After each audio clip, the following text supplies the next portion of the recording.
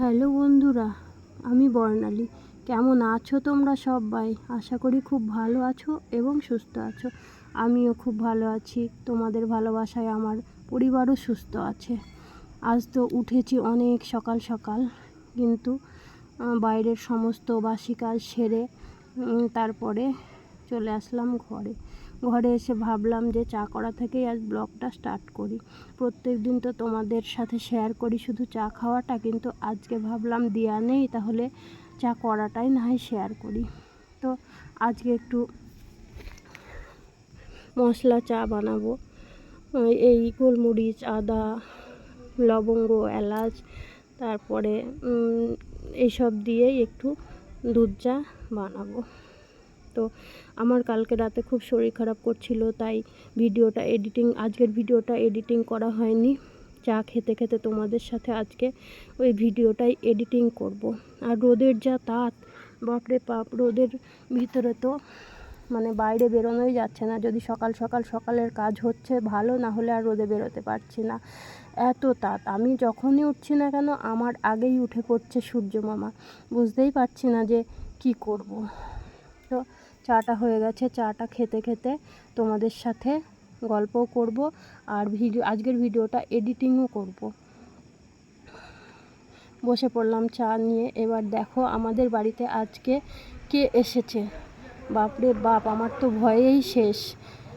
আয়ুষী কিন্তু একদমই ভয় পাচ্ছে না। দেখো সামনে গিয়ে বিস্কুট দিচ্ছে, আরও কাছে যাচ্ছে। ঠাম্মা যাবো। আমি বলছি না, যাস না রে বাবু। এদিকে মৌ আমার কোলের ভিতরে চুপচাপ বসে আছে ভয়ে জড়সড় হয়ে, আর খাচ্ছে কি সুন্দর। দেখো এসে আগেই জল খেয়েছে, সেই ভিডিওটা আমি কিন্তু নিতে পারিনি। ওদেরকে কিছু খেতে দিলে না, ওরা খুব ভালো বসে বসে খায়, এটা আমি দেখেছি। তখন আর কাউকে কিছু ভয়ও দেখায় না, কিছু না।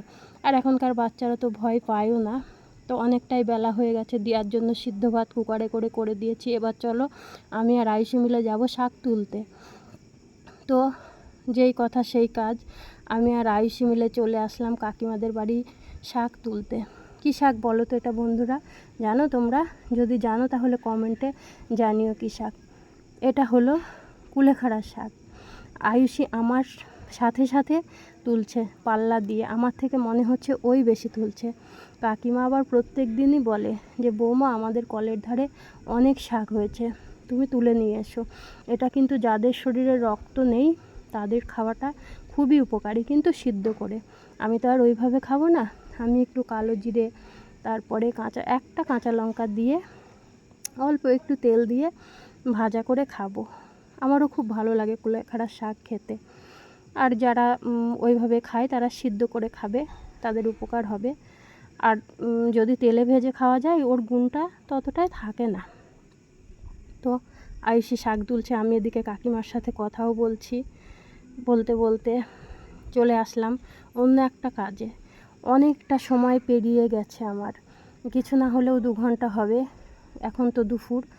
তো চলে আসলাম ঘি জাল দিতে।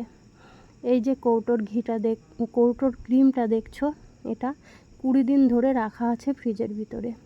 দিয়া তো দই খেতে ভালোবাসে, আমিও গরমে টক দইটা বেশি ভালোবাসি, তাই 500 গ্রাম করে দুধের রোজ করা আছে আমাদের। দই বসাই প্রত্যেক দিন। সেই দুধের থেকে প্রত্যেক দিন ক্রিম তুলে অল্প অল্প করে রেখে দিই ফ্রিজের ভিতরে। তো এই ক্রিমটা 20 দিনের ক্রিম। একটু গন্ধ হবে ঘিটা যখন জাল দেব, কারণ এই ক্রিমটা যত পচানো যাবে তত ঘিটা ভালো হয়। তো 20 দিনের তো একটু গ্যাস হবেই, জাল দিতে গেলে একটু গন্ধ লাগবেই। আর এটাকে আস্তে আস্তে গলিয়ে নিতে হবে ক্রিমটাকে। আর গ্যাসের ফ্লেমটা একটু মিডিয়াম রেখে জাল দিতে হবে অনেকক্ষণই, তাও কিছু না হলেও আধা ঘন্টা জাল দিতে হবে। আধা ঘন্টা জাল দেওয়ার পরে ঘিটা তৈরি হবে। আমি তো শাক তুলে নিয়ে আসার পরে দুপুরের রান্না করার জন্য সমস্ত সব কিছু গুছিয়ে রান্না বান্না করে, তারপরে রান্নাঘর পরিষ্কার করে বড় ঘর মুছে সব কাজ সেরে তারপরে আবার আসলাম ঘি জাল দিতে। যদি ঘরে একটু ঘি থাকে না, তাহলে দিয়ার তো প্রত্যেক দিন সকালে সিদ্ধ ভাতই চাই। আলু সিদ্ধ, ডাল সিদ্ধ ভাত হলে ওর আর কোনো কিছু লাগে না। এমনি দুধ, দই, ঘি এগুলো দিয়ার খুব প্রিয় খাবার। তো ঘিটা থাকলে খুব ভালোই হয়। আর আমিও ঘিটা আজকে সকালেই দিয়া ভাত খেতে খেতে মানে ঘিয়ের কথা বললো, ঘি তো ঘরে নেই তাই। আর এদিকে কয়েকটা লেবুর পাতা তুলে ধুয়ে রেখেছি আমি এই ক্রিমের সাথে, মানে অর্ধেকটা ক্রিম জাল দেওয়ার পরে লেবুর পাতাটা ওই ক্রিমের মধ্যে মিশিয়ে দেব, তাহলে ঘিয়ের মানে ক্রিমের জাল হতে হতে গন্ধটা, লেবুর পাতার গন্ধটা ঘিয়ের ভিতরে চলে যাবে। আর এইদিকে দেখো কত সুন্দর লাগছে, আর জাল দিতে দিতে প্রায় অর্ধেক হয়ে গেছে। মানে এখন মনে হচ্ছে যেন চাঁচি বানাচ্ছি আমি, এটাই মনে হচ্ছে। দেখো লেবুর পাতাটাও প্রায় ওর সাথে ভাজা হয়ে গেছে। এবার কিন্তু গন্ধটা খুব সুন্দর আসছে। মানে ঘি জাল দিতে বসলে না আমারও ভালো লাগে, গন্ধটা অনেকের খারাপ লাগে কিন্তু আমার আবার খুব ভালো লাগে, কেন জানি না। তো দেখো এইবার মানে ঘিটা জাল দিতে দিতে ক্রিম থেকে ঘিটা আলাদা হয়ে আসছে, ছেড়ে আসছে ক্রিমের গায়ে থেকে, খুব সুন্দর লাগছে এটা। তো মানে হ্যাঁ বন্ধুরা, একটা কথা, আমার ভিডিওটা যদি তোমাদের ভালো লাগে তাহলে একটা লাইক কমেন্ট করতে ভুলো না, আর যদি মনে হয় তাহলে একটা সাবস্ক্রাইবও করে দিও। জানি না ভালো লাগবে কি না, যদি ভালো লাগে তাহলে করে দিও। দেখো এবার ঘিটা কত সুন্দর মানে ক্রিম থেকে আলাদা হয়ে আসছে, আর কিছুক্ষণের মধ্যেই ঘিটা হয়ে যাবে। ঘি জাল দিতে দিতে আমি আজ একটা কথা শেয়ার করি তোমাদের সাথে। দিয়ার আমার উপরে একটু রাগ হয়েছে, আমারও ওর উপরে হয়েছে। কেন জানো, সকালবেলায় সিদ্ধ ভাত দিলাম, দিয়ে আমাকে বলছে মা ঘি দাও আমাকে। আমি বলছি ঘি তো নেই, কিন্তু দুধের ক্রিম আছে ঘরে। আমাকে বলছে এক্ষুনি জাল দিয়ে দাও। তোমরাই বলো, সঙ্গে সঙ্গে বললে সেই ঘি জাল দিয়ে ভাত খাওয়া কি হয়? কিন্তু ও শুনছে না, বলছে এক্ষুনি আমাকে ঘি জাল দিয়ে দাও। আমি তখন একটা কথা বললাম যে আমি কি ম্যাজিক জানি যে সঙ্গে সঙ্গে দেব? ও ভাবে আমি ম্যাজিকই জানি। এই পৃথিবীতে প্রত্যেকটা সন্তানই ভাবে যে মায়েরা ম্যাজিক জানে। এই পৃথিবীতে মায়ের কোনো তুলনাই হয় না, বলো হয় কি? মায়ের থেকে দূরে থাকলেই বোঝা যায় মা কি জিনিস। ওর আবার দোষ কি বলো? ছোটবেলায় আমারও মনে হতো যে মা হয়তো ম্যাজিকই জানে, কিন্তু না গো, মায়েদের এই সন্তান মানুষ করা, সুস্থভাবে গড়ে তোলা, এসবের পিছনে অনেকই কষ্ট থাকে। মা হলো পৃথিবীর এমন একটা ব্যাংক যেখানে আমরা আমাদের দুঃখ কষ্ট জমা রাখতে পারি অনায়াসে, বিনিময়ে পাই অনেক ভালোবাসা। একটা সন্তান যত অন্যায় আবদারি করুক না কেন, সবই তার মায়ের কাছে। তাই আজ দিয়াকে বলছিলাম, বাবু আমি ম্যাজিক জানি না, আমারও সারাদিন ম্যাজিকের মতো কাজ করতে কষ্ট হয়। তুই যখন বললি তখন আমি আজ ঘি বানাবো, কিন্তু একটু সময় তো লাগবে বল, মায়ের থেকে দূরে থাকি তো। তাই দিয়ার কথা শুনে আমার ছোটোবেলাটা আজ মনে হয়ে গেল যে এরকম আমিও করতাম আমার মায়ের সামনে। কিন্তু আমার মাকে আমি ভাবতাম যে আমার মাও ম্যাজিক জানে।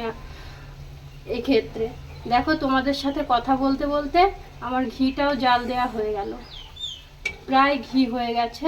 এবার ঘিটাকে ঠান্ডা করে ছেঁকে নেব। আর দেখো এই যে ইয়েটাকে বলা হয় দুধের চাঁচি, এইটাকে যখন ছাঁকবো না তখন দিয়ার সামনে এসে বলবে মা এটা আমার খেতে খুব ভালোবাসে, এটা আমাকে দাও। তো ছেঁকে দেওয়ার জন্য রেখে দেব। তো ঘিটাকে ঠান্ডা করে নিই, একটু পরে আসছি। অনেকক্ষণ পরে দেখছি ঘিটা ঠান্ডা হয়ে গেছে। এইবার একটা বাটির ভিতরে ছাকনা নেব, ছাকনার উপরে সাদা কাপড় নেব, নিয়ে ঘিটা ছেঁকে নেব। দেখো ঘিটা ছাঁকছি, কিন্তু ছাকনাটা ছোট হয়ে গেছে তো তাই বেরিয়ে পড়ছে। দেখো ওইটুকু ক্রিমে কতটা ঘি হয়েছে। এই ঘিয়ের বয়ানটা 250 গ্রাম, প্রায় 200 গ্রামের কাছাকাছি ঘি হয়েছে। ঘি বানানো তো কমপ্লিট হয়ে গেল, এবার সব কাজ হয়ে গেছে, স্নান করে নেব। আজ দেখো দিয়ারও স্নান হয়ে গেছে, আমারও স্নান হয়ে গেছে। ঘিটা জাল দেওয়ার পরে সমস্ত কাজ কাম সব কিছু সেরে আমিও স্নান করে নিলাম। দিয়ার স্নান হয়ে গেছে, স্নান করে আমি ঠাকুরকে মিষ্টি জল দিয়ে এবার খাবার নিয়ে বসে পড়েছি। এই দেখো আর একটা নতুন মেম্বার অ্যাড হয়েছে আজকে। তো আমি আজকে তোমাদের সাথে খাবার রান্না করাটা শেয়ার করিনি বলে যে রান্না করিনি এমনটা না, কিন্তু দেখো আজকে রান্না করেছি আলু সিদ্ধ, কুলেখাড়া শাক, ভেন্ডি ভাজা, মুসুরির ডাল, আমের চাটনিটা কালকের, আর ওই লাউয়ের তরকারিটাও কালকের, আর মাংসর তরকারিও কালকের। এই যে দিয়ারানি বসে পড়েছে খেতে। একটা ভিডিওতে তো আর সবটা শেয়ার করা যায় না, তো রান্নাটা আজকে শেয়ার করা হয়নি, আবার অন্যদিন করব। ঠিক আছে, আমরা এবার খাওয়া দাওয়াটা সেরে নিই, তারপরে আবার আসছি। খাওয়া দাওয়া করে একটু রেস্ট নেব, খাওয়া দাওয়ার পরে দুপুরের বাসন সেই সন্ধ্যাবেলাতেই ধোবো। ঠিক আছে, আমরা খাওয়া দাওয়াটা সেরে নিই। তারপর বিকেলে ঘুম থেকে উঠে এত গরমে আজ আর হাঁটতে যেতে ইচ্ছা করলো না, ভালো লাগলো না যেতে, হাঁটতেও গেলাম না।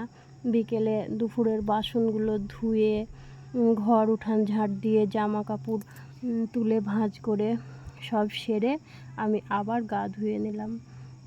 গা না ধুলে এত গরমে থাকা যাচ্ছে না, কি করব। তারপরে সন্ধে হয়ে গেল, এবার সন্ধে দিতে আসলাম। সন্ধে দিতেও দিয়া থাকলে দিয়াই দেয় সন্ধেটা, আমাকে দিতে হয় না। আমার মানে জামা কাপড় ছাড়া এইসব গরমে বিরক্ত লাগে, তাই সন্ধ্যাটা দিয়াই দেয়। কি করব, আজকে আবার আমি দিচ্ছি সন্ধ্যাটা। আমার ঠাকুর ছিল উপরের ঘরে, উপরে একটা টিনের ঘর আছে, ওই ঘরে রেখেছিলাম, কিন্তু গরমে বারবার ওঠা পাড়া করতে করতে খুব অসুবিধা হয়, তাই নিচে নিয়ে এসেছি ঠাকুরকে। নিচে থাকলে অতটা অসুবিধা হয় না। তারপর দেখো অনেকটা সময় পেরিয়ে গেছে, এখন বাজে রাত 10টা। দিয়া তো বলল যে মা আজকে আর অন্য কিছু খাবো না, রাতে দুধ মুড়ি খাবো। আমিও তাহলে একার জন্য আর কি করব, দুপুরের ভাত তরকারি একটু ছিল, আমি আর দিয়া দুধ মুড়ি খেলো, আমি ওইটাই খেয়ে নিলাম। সন্ধ্যা 6টা থেকে 9টা অবধি না আমার কিছুতেই সময় কাটতে চায় না, কারণ 6টা থেকে 9টা অবধি প্রত্যেক দিনই প্রায় দেওয়ার পড়া থাকে। ওপরে না আসা অবধি আমার আর ভালো লাগে না।